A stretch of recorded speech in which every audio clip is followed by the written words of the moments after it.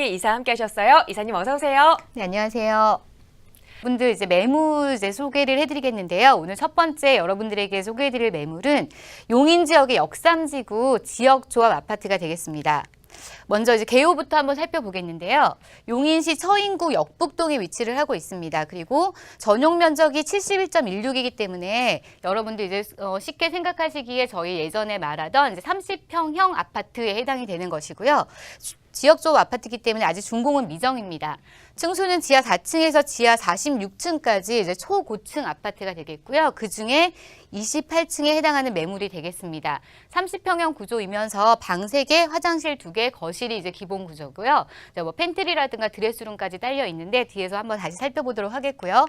먼저 이 물건의 이제 추천 포인트는 도시개발 지역 내에 개발 구역 내에 채비지에 지어지는 지역조합 아파트라는 게 첫 번째 이제 추천 포인트가 되겠는데요. 이 내용은 뒤에서 바로 이어서 설명을 다시 해보도록 하겠고요.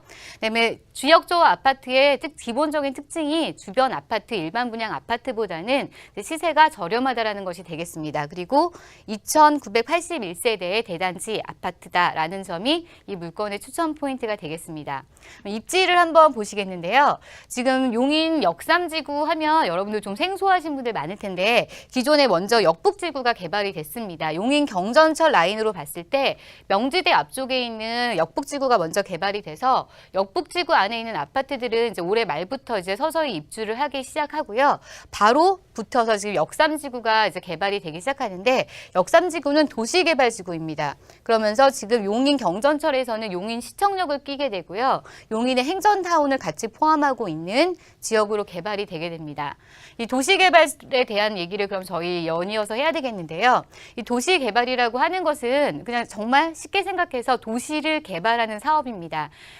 기존의 기반시설이 약하고 도로 정비가 제대로 되어 있지 않은 도시를 깨끗하게 환경을 재정비하는 사업을 도시개발 사업이라고 보시면 되겠는데요. 이 도시개발 사업은 크게 2가지로 나눠서 저희가 이제 진행이 되는데 첫 번째가 수용 방식이고요. 2번째가 환지 방식입니다.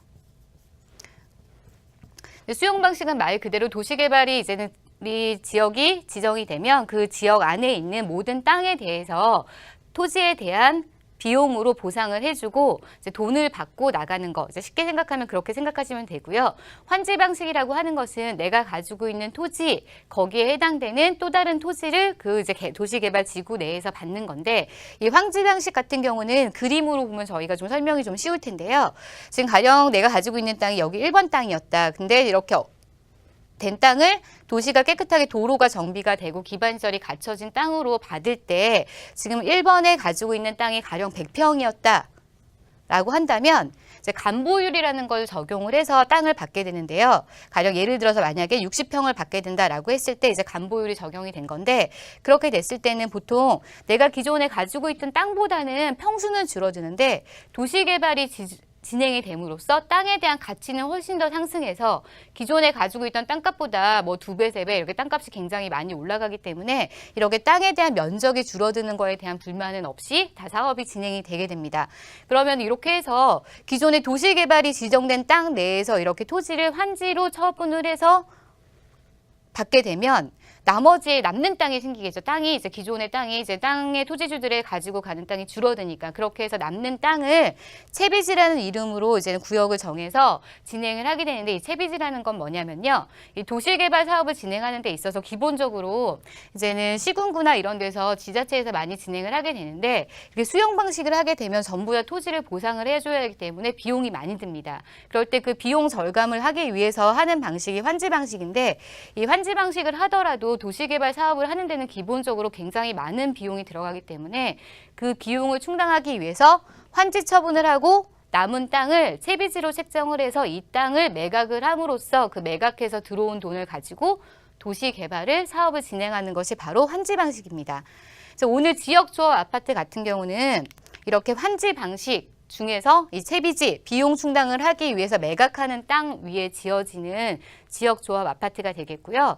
그렇기 때문에 기존의 이제 일반 지역조합 아파트하고는 좀 차이가 있는데요. 뒤에서 다시 그거는 보도록 하겠고요. 지금 여기 바로 나왔는데요.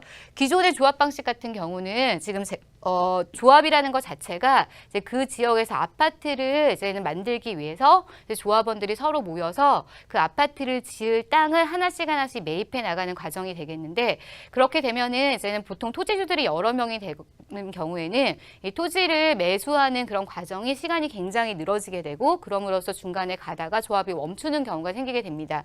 근데 도시개발 사업 내에 이제 지역조합 아파트 같은 경우는 앞에서 말씀드린 채비지 땅에 세워지는 거기 때문에 보통은 이제 채비지를 이제 매각하는 쪽은 토지주가 1인 토지주라고 보거나 아니면 지자체 등이 되기 때문에 사업이 어려움 없이 빠르게 진행된다라는 장점이 있습니다.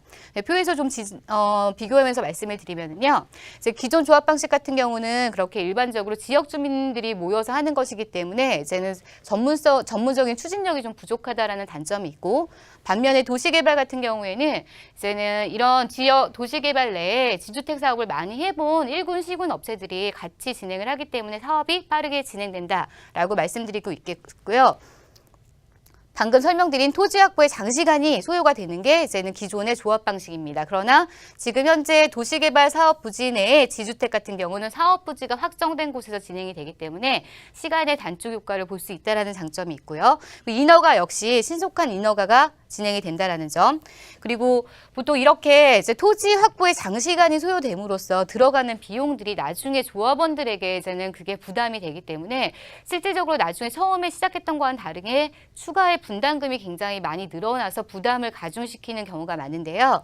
도시개발 사업 방식 같은 경우에는 이렇게 조합원의 부담금이 사전에 확정되기 때문에 추가로 들어가는 비용이 발생하지 않는다라는 장점이 있습니다.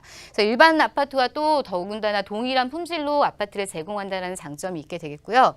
그럼 지금 두 가지는 기존의 조합 방식과 도시개발 내에서의 지주택에 대한 그 차이를 지금 설명해 드린 건데, 두 번째로는 일반 아파트와는 또 어떤 차이가 있는지 한번 보겠습니다.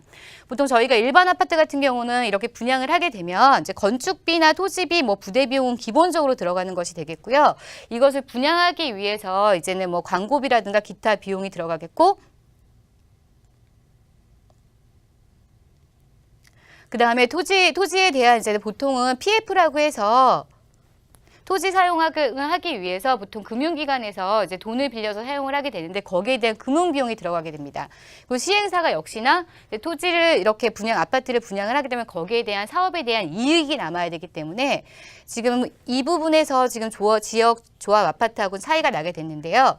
지역 조합 아파트 같은 경우는 시행사가 조합원이 되기 때문에 거기에 대한 이윤을 추가할 필요가 없고, 또한 토지에 대한 금융비용이 따로 들어가지가 않습니다. 그래서 기본적으로 들어가야 되는 토지비, 건축비, 기타 부대 비용을 제외하고는 추가적으로 발생하는 비용이 없기 때문에 일반 조합 아파트에 비해서 보통 분양가가 최대 20%에서 30%까지 저렴하게 시세가 결정이 되는 게 지역조합 아파트가 되겠습니다. 자, 이렇게 해서 지역조합 아파트에 대한 설명을 해드렸고요. 지금 그럼 용인 역삼지구 내에 지금 이 아파트가 입지한 곳의 입지나 개발 호재를 한번 보도록 하겠습니다. 지금 큰 지도로 보시면 지금 이 핑크색 부분이 역삼 도시개발지구가 되겠는데요. 기존에는 지금 있는 대중교통 같은 경우는 용인 경전철 라인이 되겠고요. 그 이후로 지금 가장 이제 근접하게는 19년도에 개통이 되는 신갈대촌 고속화 우회도로가 있습니다. 이 고속화 우회도로를 이용하는 경우에는 지금 물건지에서부터 수원 톨게이트까지 약 7분 정도면 이동을 할 수 있는 장점이 있고요. 또한 지금 제2경부고속도로 같은 경우에도 2021년 제2경부고속도로의 보라색 부분이 되겠는데요. 2021년에 개통 예정에 있고요. 또한 지금 제2외곽순환도로 마찬가지로 2021년에 개통된 게 예정에 있습니다. 이 파란색 선이 되겠는데요. 보시다시피 역삼지구 주변에 기존에 있는 교통망, 경전철 외에도 새롭게 19년도에 고속화 우회대로, 외곽순환도로, 경부고속도로까지 개발이 되면서 지금 이 도로 교통망의 수혜를 그대로 입을 수 있는 지역이 용인의 역삼지구라고 보시면 되겠습니다. 또한 지금 GTX 광역철도도 지금 연결이 되겠는데요. GTX 같은 경우는 지금 화면에서 보시는 것처럼 지금 삼성에서 출발을 해서 용인까지, 지금 동탄까지 지금 총 5 정거장이 이어서 가게 되는데 그렇게 되면 저희 이제 물건지에서부터 만약에 출발을 한다라고 하면은요. 용인 경전철 이용해서 지금 시청 용인대역까지 지금 도보로 약 7분 정도면 걸으실 수 있습니다. 물건지에서. 그렇게 해서 7분 걸으셔서 기흥역까지 이동을 하시고 또 기흥역에서 분당선을 환승을 하셔서 용인 구성역 여기 용인 구성역이 되겠는데요. 여기서 GTX를 이용하시면 강남의 수사역까지 이렇게 이용하는데 35분 정도면 35분 정도면 충분히 이동을 할 수 있게 되겠고요. 이 GTX 철도 역시 2021년에 개통 예정에 있기 때문에 아까 앞에서 말씀드린 고속화 우회대로 제2경부고속도로, 그다음 외곽순환도로 GTX까지 전부 다 개통이 되고 나면 이 지역의 아파트들의 가격 상승이 충분히 올라갈 거라고 예상할 수 있겠습니다. 지금 기존에 이제는 분양 바로 옆에 붙어서 분양을 했던 역북 지역의 일반 분양 아파트의 시세를 좀 조사를 해봤는데요. 지금 평균적인 이제 세대수하고 평균적인 평당 가격을 전부 다 이제는 적어놨는데요. 지금 바로 인접해 있는 역북지구의 그 아파트 평당 가격의 시세가 지금 900만 원에서 최고 1000만 원대까지 가기 때문에 오늘 소개해드리는 아파트 같은 경우는 800만 원 후반대입니다. 그래서 갭 차이가 나기 때문에 나중에 이제 아파트가 다 이제는 준공이 되고 입주할 때쯤에는 충분히 가격 상승 볼 수 있는 아파트라고 보시면 되겠습니다. 지금 단지를 보시면은요, 이 단지가 이렇게 거의 대부분 이제 남향 방향으로 배치가 되는 구조가 되겠고요. 또 단지 내에 전부 다 입주민들을 위한 커뮤니티 시설이 굉장히 훌륭하게 들어가는데 기본적인 게 뭐 영어 도서관이라든가 직접 이제 YB에서 운영을 할 거라고 예정이 되어 있다 하고요. 그다음에 피트니스 센터, 그다음에 실내 수영장 등이 갖춰지게 되는 아파트가 되겠습니다.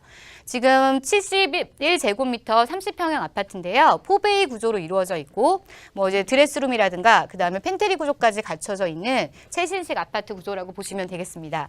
가격을 한번 보겠습니다. 매매가는 2억 6,700만 원이고요. 전세를 놓을 경우에 지금 시세보다 좀 1,000만 원 저렴하게 역삼지구 같은 역북이 2억 6천 정도의 같은 평대가 나갑니다. 그래서 2억 5천만 원 예상이 되고요.